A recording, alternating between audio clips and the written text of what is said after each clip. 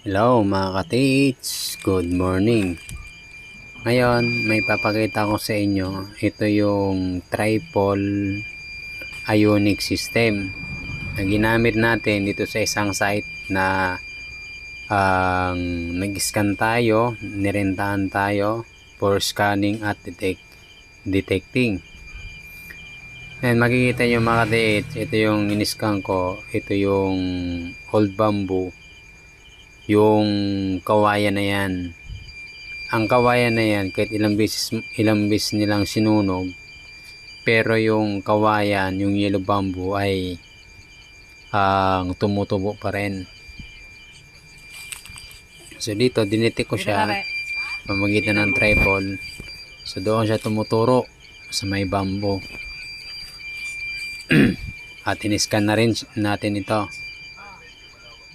Ito yung may-ari na nagpa-scan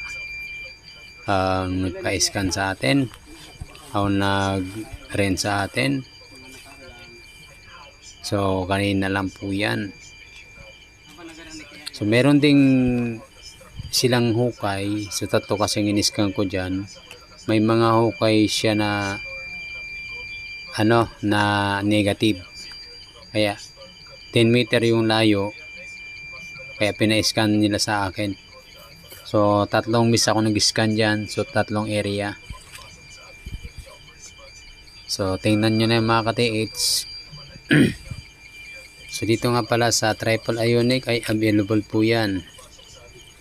Pag sinabi pong triple ionic, 3 system po yan. Kumbaga ionic na, long range locator pa, at nakakabasa pa ng frequency kung malaki ang load o maliit. So pagkatapos lang po ng video,